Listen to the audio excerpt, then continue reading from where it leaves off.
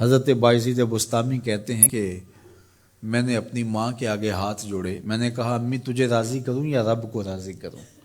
تو اپنے حق مجھے معاف کر دے، اللہ کو میں راضی کر لیتا ہوں۔ ماں نے کہا جاؤ پتر میں اجازت دیتی ہوں۔ گئے جنگلوں میں ذکر و فکر میں لگے رہے، تنہائی میں اس کو یاد کرتے رہے، دن رات ذکر کے چراغ روشن رکھے۔ 12 سال گزر گئے حق کی تلاش میں۔ ایک دن واپس بستام کے قریب سے گزر رہے تھے، خیال آیا چلتے چلتے ماں کو سلام کر جاؤں۔ دروازے کو دستک دینے لگے تو اس خیال نے ہاتھ روک لیا کہ ساری زندگی ماں کو سکھ تو دیا کوئی نہیں، اب دکھ بھی کیوں دینے لگے ہو؟ رات کا ایک پہر بیت گیا ہے، سردیوں کی لمبی رات ہے، ماں بستر میں لیٹی ہوگی، تیرے لیے اٹھے گی، دروازہ کھولے گی۔ دروازے کے ساتھ ہی لگ کے بیٹھ گئے اور ساری رات کاٹ دی، اس خیال سے کہ ماں کو تکلیف نہ ہو۔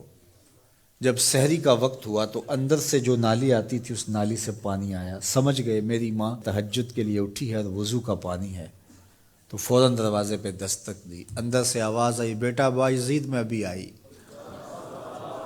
مائیں بیٹوں کے دستک کے انداز سے جان لیتی ہیں یہ کس بیٹے کے ہاتھوں کا لمس ہے۔ 12 سال کے بعد آئے، دستک دی، کہا بیٹا بایزید میں ابھی آئی۔ ماں کی تو نگاہیں ہی دروازے پہ رہتی ہیں۔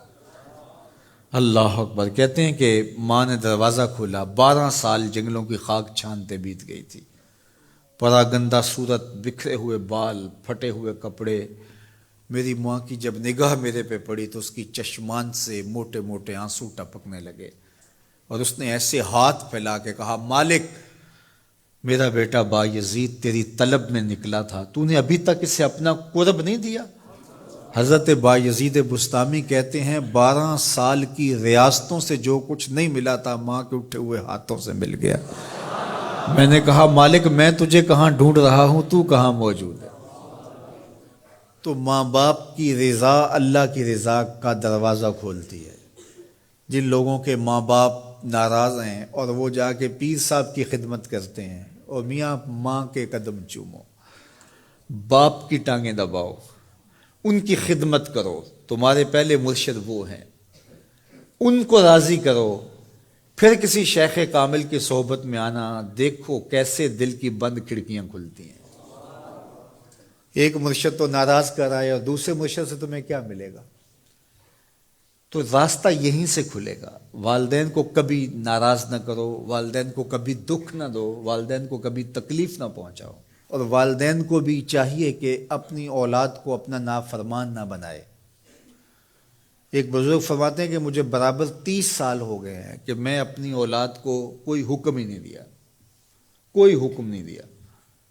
کوئی چیز مجھے چاہیے بھی ہوتی ہے تو میں بصیغہ امر نہیں کہتا، بلکہ ایسے ہی بات کر رہی ہے، پانی چاہیے تو یہ نہیں کہتا بیٹا پانی لے کر آؤ، میں ویسے ہی کہتا ہوں پیاس لگی ہوئی ہے، تو اگر وہ سمجھ جائے اور وہ خود لے آئے تو اچھی بات ہے، لیکن اگر وہ نہ لائے تو میں نے اس کو حکم ہی نہیں دیا، امر ہی نہیں کیا، تو اس امر کی مخالفت ہی لازم نہیں آئے گی۔